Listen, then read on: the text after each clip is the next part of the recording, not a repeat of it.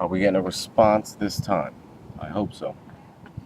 Well, thank you for listening again. This is Emerson Johnson. Today I'm at Valley Forge Park in Pennsylvania. Maybe some of you are aware.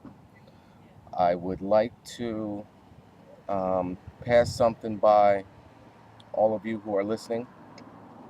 I'm thinking about doing a cross country run, not literally on my feet, but in my busted up Mercury Sable that's on her last legs. I was told she would cost too much to fix, and therefore um, she's going to be terminated soon.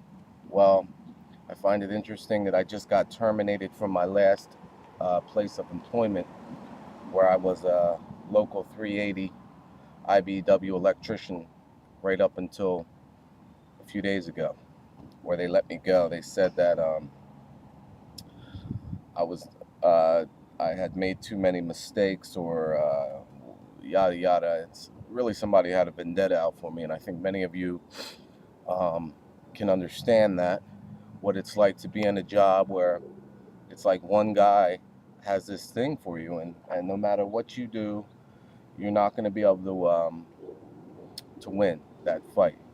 I know when I sat in those board meetings in front of 12 men staring at me, giving me a hard time, I knew at that moment in time that I had no chance. They were going to get rid of me one way or another as soon as they saw fit, and that's exactly what they did. Now, I just want to bring to your attention that I was an IBW member for 7 years. I had joined the local 7 years ago. It's 2010. We're looking at about 2003. I got in. I did my 5 years of school, and I've just been trying to finish my working hours. When what happened was in the first year, I had a back surgery that put me out 8 months. Uh, Fourth or fifth year, I had a second back surgery, put me out a year and a half. So I was way behind on my working hours, but I was still getting them in when I could. Now, I needed 19,000 hours to finish school. I did 18,946 hours, I think is what I finished. I was 54 hours short, and they kicked me out. Um, so you tell me what that's about. All my grades were above 90, and for the most part, I mean, they were close. They were high scores on the test that I took, and also my foreman's reports, which are, my boss, essentially the guy who's in charge of me on the job, is saying I'm doing about, I think I averaged 99 out of 100 on those. So it's a mystery to me why I got kicked out of the program, but I think a lot of you are going through this right now with Obama's health care plan and Obama's whatever. I think a lot of us are hurting as far as work goes, so what do we do?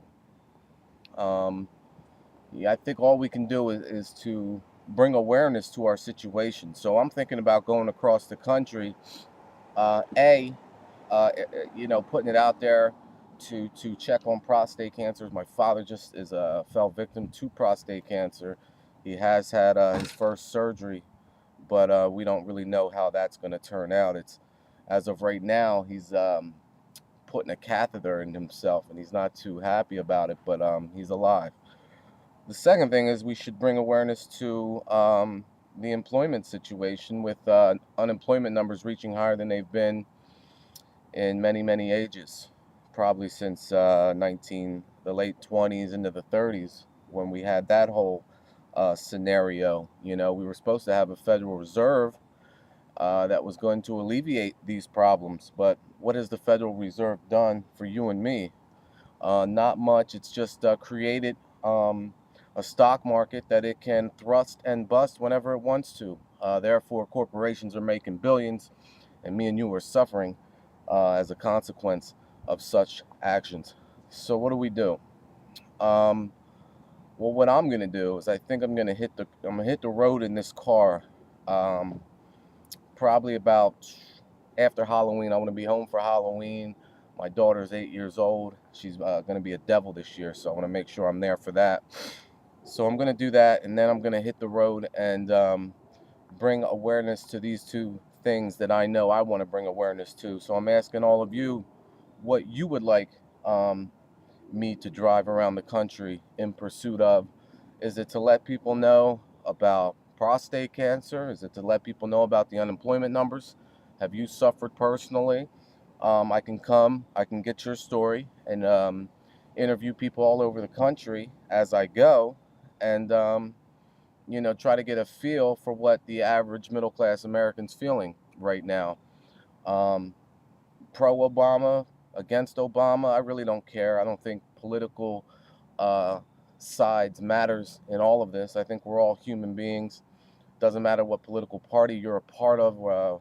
We all need to come together and work out some very essential things. Cancer's been out way too long for them to not have a cure.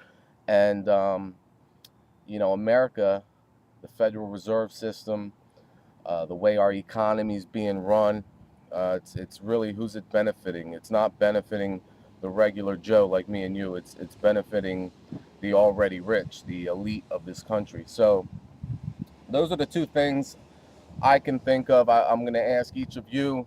You have probably at a minimum 2 weeks, maybe 3 or 4 weeks before I leave and hit the road.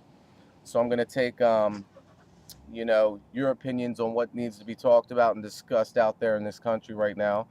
If there's any hot spots that you think I should go to, maybe your hometown, then just let me know, and I'll make sure I bring the old Mercury Sable through your local promise. So just give me a shout, give me an email, send me a Facebook reply, something on YouTube, whatever you got, and let me know what's going on.